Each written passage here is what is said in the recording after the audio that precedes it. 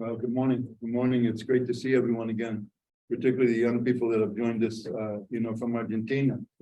I had the opportunity a couple of days ago to watch a documentary on Argentina.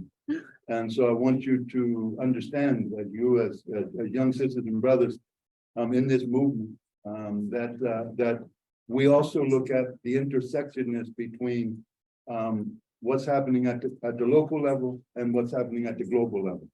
And so your struggles or our struggles, we're getting familiar, and we're going to continue to stay familiar in terms of the relationship between New Mexico and also the relationship between us as human beings. I said, my name is Richard Moore. I'm co-coordinator of Los Jardines Institute. We join you today. Javier is also here and was introduced earlier. I also hold several capacities, which many of you know. I'm just going to touch on a couple of those because the intersectionness that we're going to talk about here is connected to everything that we do. So as I mentioned, I'm co-coordinator of Los Jardines Institute, the Gardens Institute, and we're located here in the South Valley of Albuquerque. Although we're not a South Valley organization, we're a citywide and a statewide organization that work on the intersections between environmental, economic, social, and racial justice. And so then, and additionally, I hold, as I say, several other capacities. I'm also a board member of what's referred to as the Just Transition Alliance. And that's a coalition between workers and communities that surround many of the facilities that many of our communities are impacted by. And so it's extremely important to us as corporations throughout these years have attempted to pit us against each other by saying if those communities get racial justice, social justice, economic justice, and environmental justice, then that's going to impact on your job. And we will have to move these facilities to other countries, which in fact, that many of those are already had intentions in their planning to move to other countries. And many of them have facilities here in the US, some here in New Mexico, and then other locations throughout the world. I'm also co-coordinator of the Environmental Justice Health Alliance for Chemical Policy Reform, and we work on various levels of chemical policy. It's a national organization, and we have grassroots organizations that work on environmental and economic justice issues located in different countries and different states of the US. I also co-chair the White House Council on Environmental Justice and was appointed by the president and this administration, along with 26 others of us from throughout the country that work on environmental and economic justice issues.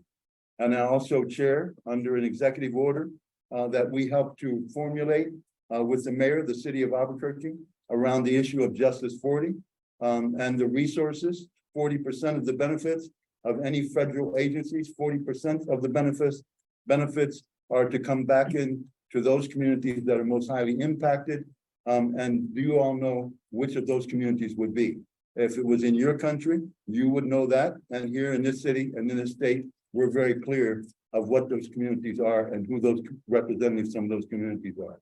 And then there's other things that we're engaged in. So we're going to try to attempt very quickly to make the intersection between climate change, global warming, what some has already been discussed, and then those relationships as we look at the questions of systemic racism.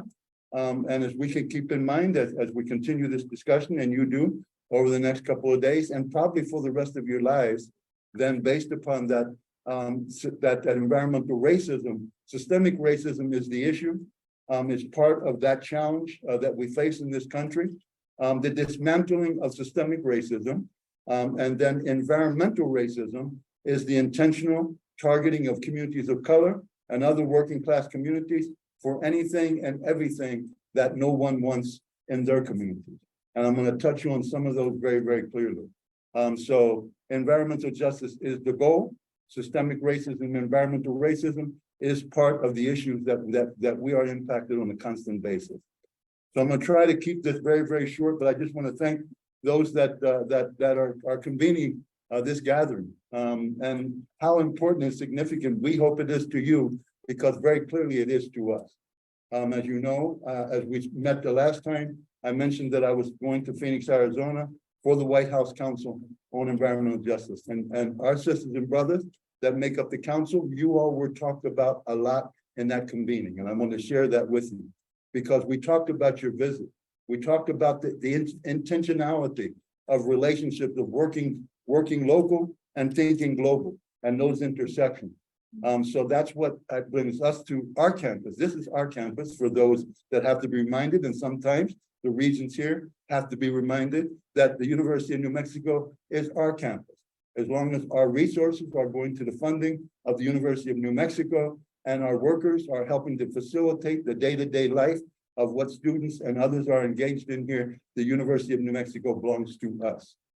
So again, we have to be reminded. I think sometimes in Argentina, I saw some of the things in that particular broadcast that I was seeing in terms of students in Argentina and many of those connections between not only students, but the communities that not only surround many of the universities that are located in Argentina, but the impact of those communities that surround the other issues and the connections between what we're doing. So I'm going to make this very, very short and try to pull it together. No?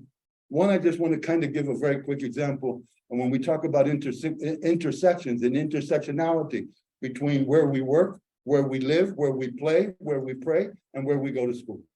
And so then based upon that, let's just take a quick minute at a look at the University of New Mexico as we look at the intersections. In the 60s and the 70s and before that, here at the university, there wasn't just the North Campus and the South Campus with no intersections. And I really appreciated hearing those presentations because that's additionally what can make peace engineering and the intersections between that, that can make that pieces for all of us to make large contributions to. So at one point here on the campus in the 60s and the 70s, there was the law school. I'm not going to talk about lawyers. I'm not going to talk about the education we did. We mentioned that before. And it's great to hear from the fantastic, because we're talking about making good trouble. And that's what we're really talking about in terms of that. And we heard part of that presentation, and we know where you are coming from in terms of assisting us in helping to make good trouble, to prove our case and so on. You know? So here at the medical school, there was the Chicano Youth, National Chicano Health Organization. And this was in the 60s and 70s. Now we need to remember as we move quickly through this process that a good majority of the students here during that time in the earlier days were not New Mexicans. I want us to understand that. A very few New Mexicans, born and raised, whether they're Chicano, whether they're Chicana, whatever they may be, African-American, Native Indigenous, even Asian Pacific Islanders and so on. So we asked this university on many occasions, how many Latinos, we'll use the word Latino very broadly here for the moment, are New Mexican, born and raised New Mexicans on this institution. So if we look back very quickly at that then, as I say, in the medical school, there was the National Chicano Health Organization. If we look at the law school, it was the Mexican American Law Student Association.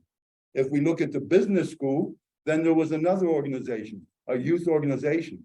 And so it wasn't here just the North Campus and the South Campus, a lot of times with no connectedness between one or the other, health, business, all of those issues that many of us are impacted from. And so those students, the students that are in the community is what made this institution, the institution that it is, it was, and it should be. It was those intersections between the issues that our lives are impacted from on a day-to-day basis. So when we talk about peace engineering, then we heard some of that in one of the earlier presentations.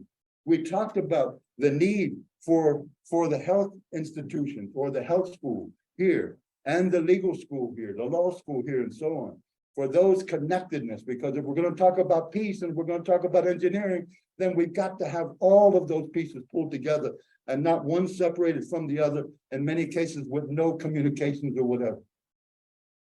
That was very, very important to us. I remember one time, because quite frankly, I've never been a student here at the university, but we spent a lot of time here at the university because there was a connectedness. And this institution at one point was referred to by communities members as the glass castle on the hill. I did not come here just to talk about, I'm talking about peace I'm talking about engineering. I'm talking about the intersections between climate change and global warming, the health impacts, health balance, and many of those issues that we're dealing with. So that's why when I hear those things, or when we hear these things in earlier presentations and so on, I will say, with my respect from my brother from Drexel, Hines, that connection between the Hines Refuge in Philadelphia. We have connections between Hines Refuge and the refuge that many of you visited during that time.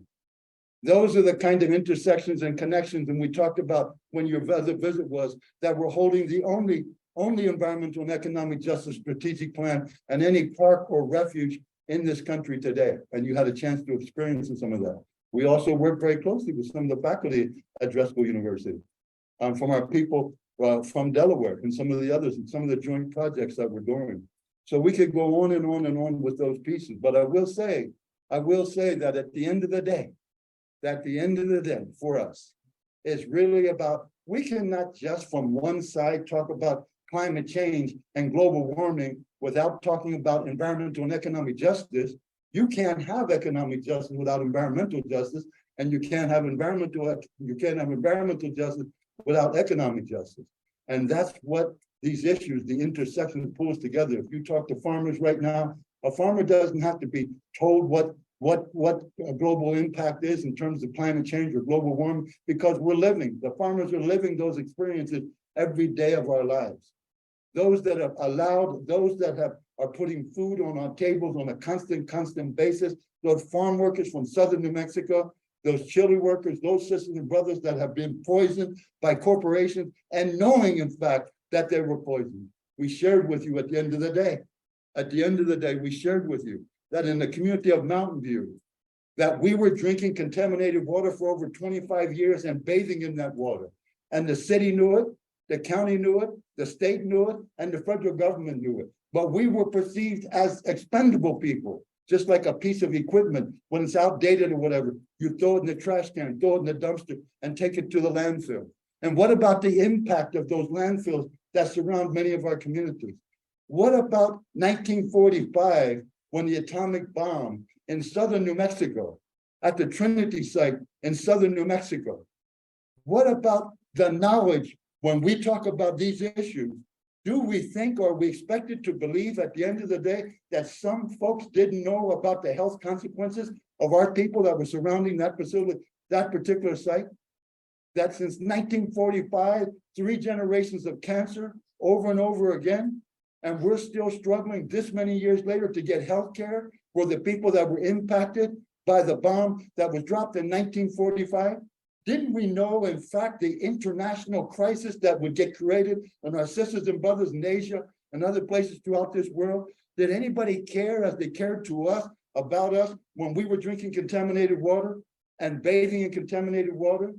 And so those connectedness between those issues are very, very crucial to us. Urban and rural, the intersections, global, international, are those intersections between those issues and those pieces.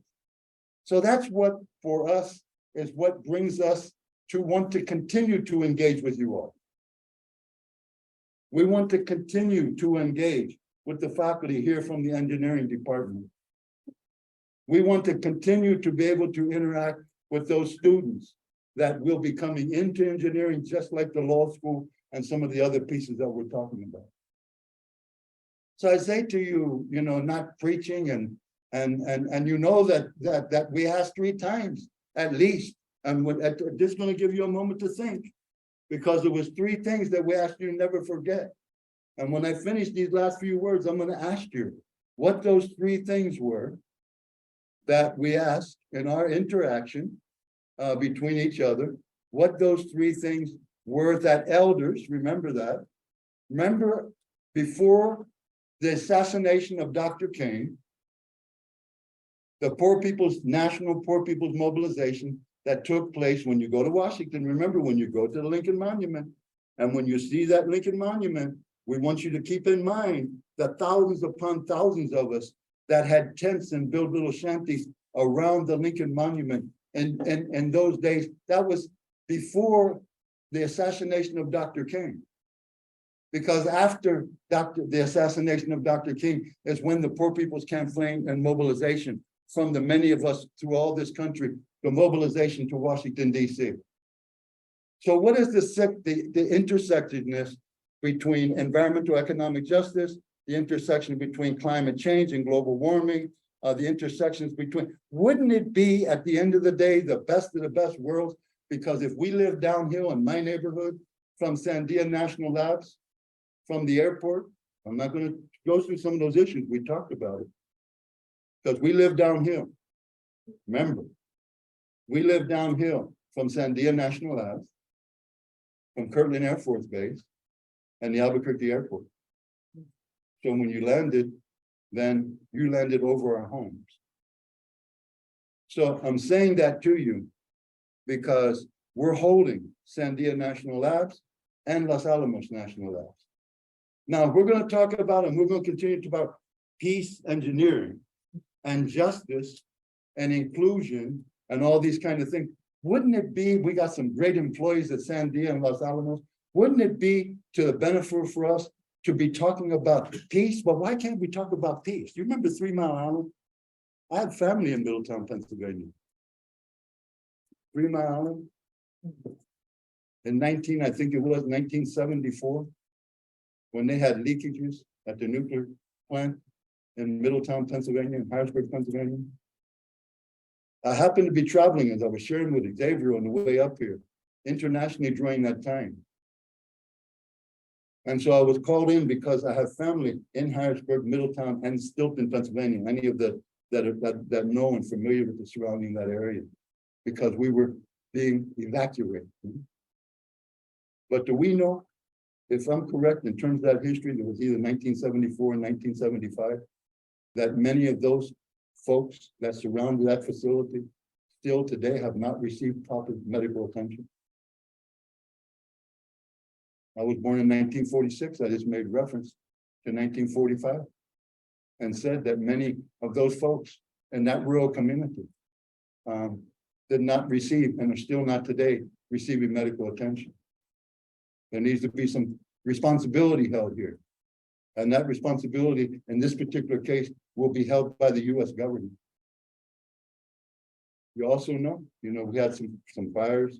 You heard those stories too. Over 400,000 acres of land was lost here.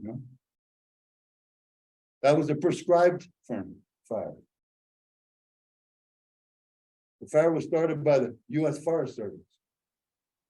Now our elders that have been living here, and in many cases still living, were informing the US Forest Service that it probably just wasn't the best time to start a fire.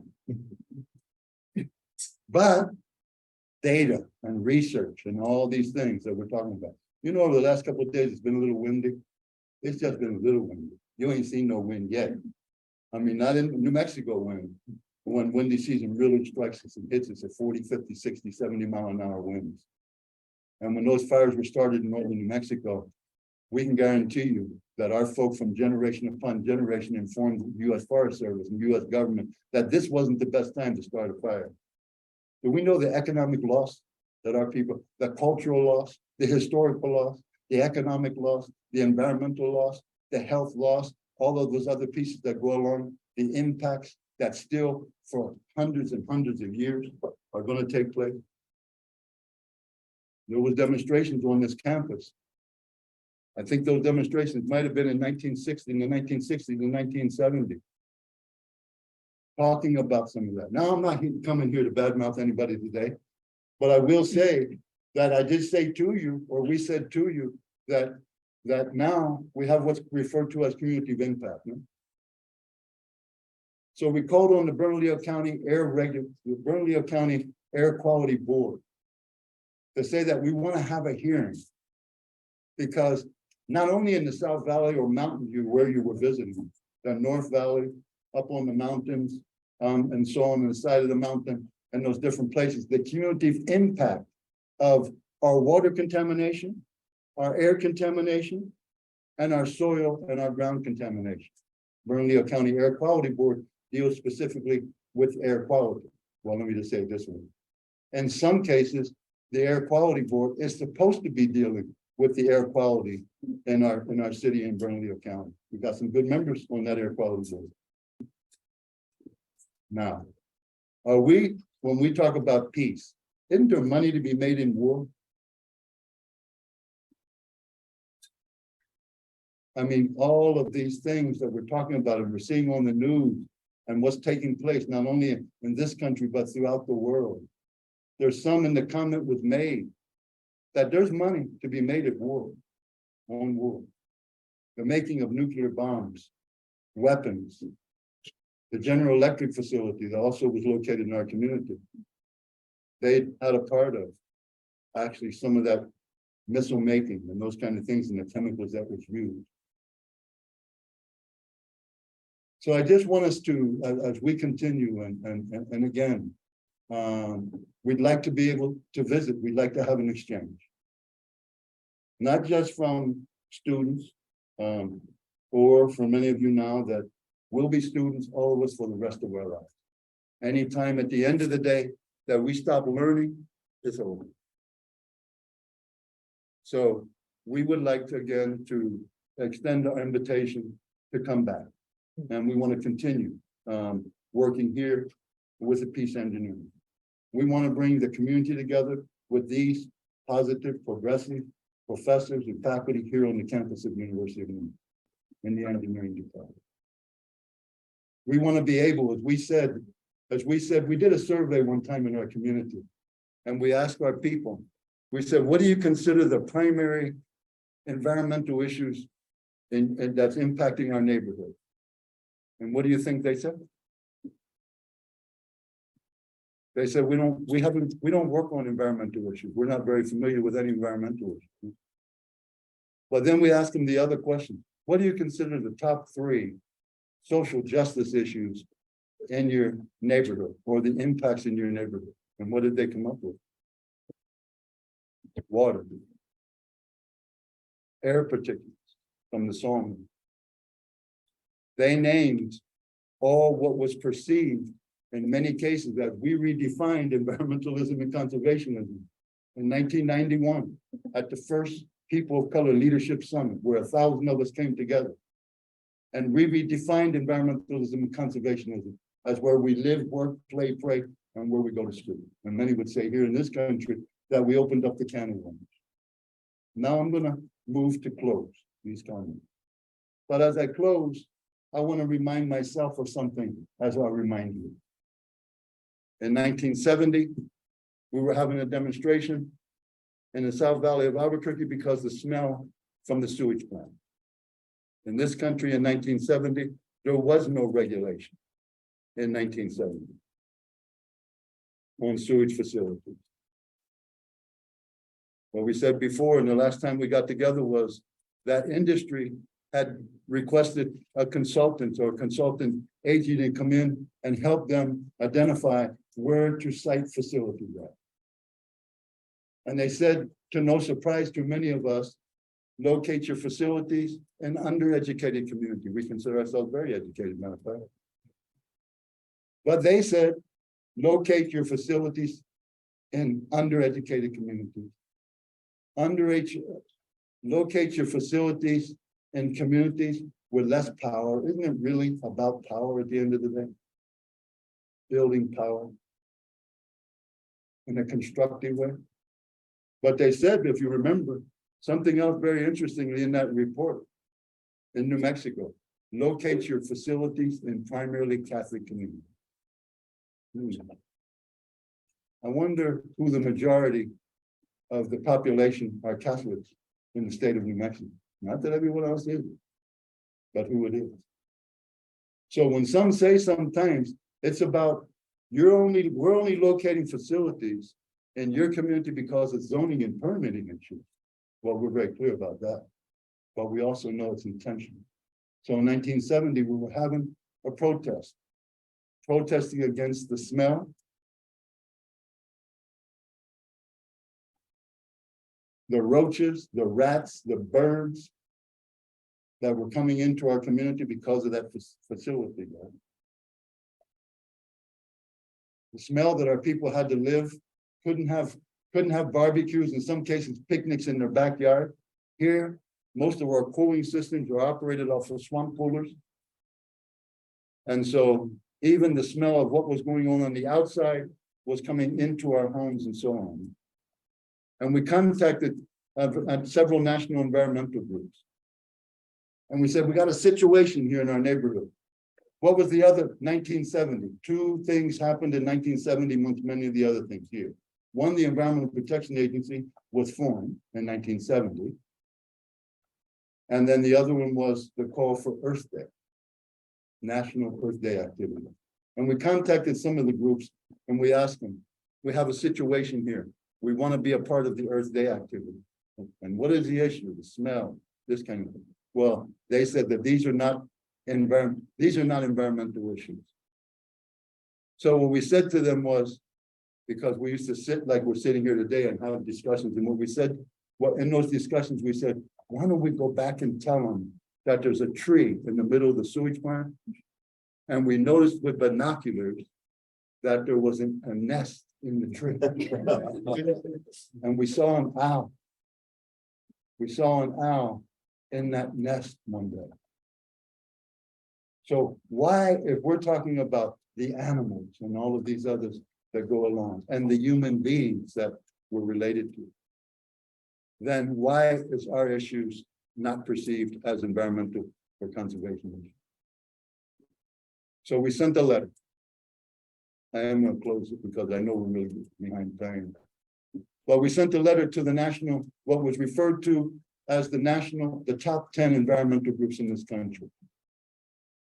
National Resource Defense Council, Sierra Club, League of Conservation Voters, Conservation and Environmental, and several others, the Audubon Society, and a whole set of.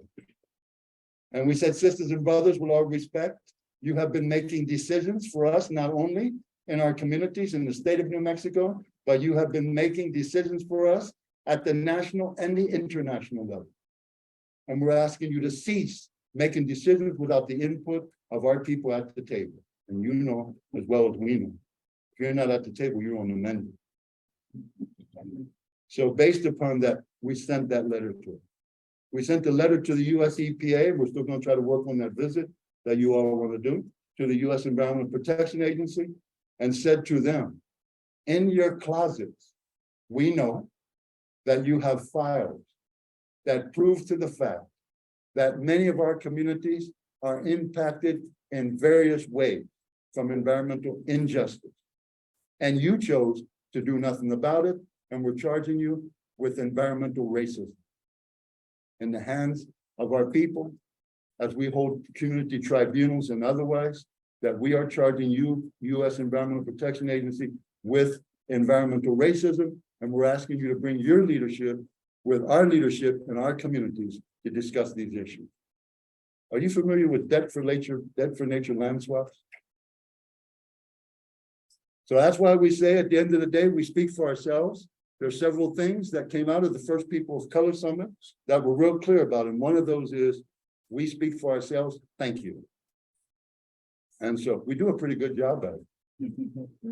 And so based upon that then, the debt for nature land swaps, through the banking systems, and we were talking about bank debt for nature land swaps, then some in this country, through international environmental and conservation groups, with at times we need to look at ourselves in the mirror because some of our people are engaged in making those decisions. So in those cases then they swapped land through the World Bank when a loan was made internationally through the World Bank to a country and the country could not pay back the loan, then it's called debt for nature land swaps. So then land was swapped. Whose land are we talking about? Forest, rainforest, and all these things. When even here on the campus of the University of New Mexico, we're on occupied Tiwa territory. We're very clear about that. Debt for nature land swap. We know, lastly, at the same time too, that when the call went out for the protection of the dolphins, which we totally believe in 100%, but that we know because of some of the environmental groups, I'm not going to keep naming names, we do have a lot of relations with green groups, so I just want to tell you that.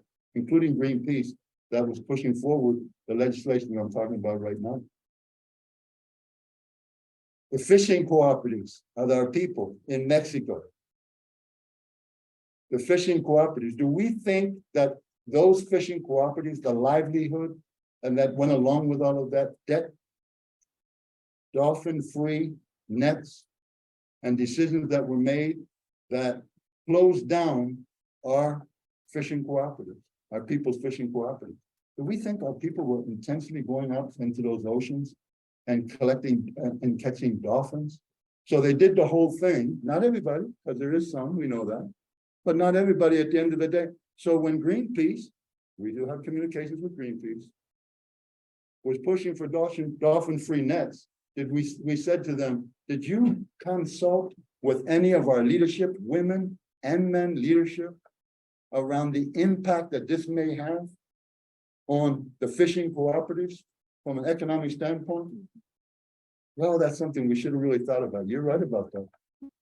You should have thought about it. So at the end of the day, in closing them for us, we attempt wherever possible to not sit on advisory committees because we learned a very hard lesson. Now, I just told you, I do co-chair the White House Council, Advisory Council on Environmental Justice. But we had decided at one point, because we said that no longer, and except for the government, because the government doesn't want these other names. You know what I mean? We have an MOU, which is Xavier is very familiar with Fish and Wildlife at the refuge. We would prefer an MOA. MOU is a memorandum of understanding. Sometimes you think you got an understanding, you really didn't have it. Matter of fact, we would prefer to sign MOAs, memorandums of agreement. Then you understood it and you made an agreement. And so based upon that, then, and those connections between those two. So I just want to close it just to tell you how great it is to see you all again. And we hope to see you in Argentina. Keep up the good work. Keep up the good work. Now, what is the three things that we ask you to never forget for the rest of your life? Where we come from. Okay. Okay. I think we deserve your. We'll do it in close. Never forget where you come from, and that's exactly what you've been doing. Always remember whose shoulders you stand on. That's exactly what you all have been doing. Always remember those whose shoulders you stand on that have given their lives up. Those liberation struggle fighters, sisters and brothers in those mountains, in those rural communities. Never forget that those that gave up their lives to make it possible for us to be on this University of New Mexico campus today, and for you all to have the opportunity to be here. And always give back to others what's been given to you, and that's what you're doing. So thank you very much. With all respect, with all respect, with all respect, let's stay in touch until the next time. Thank you very much.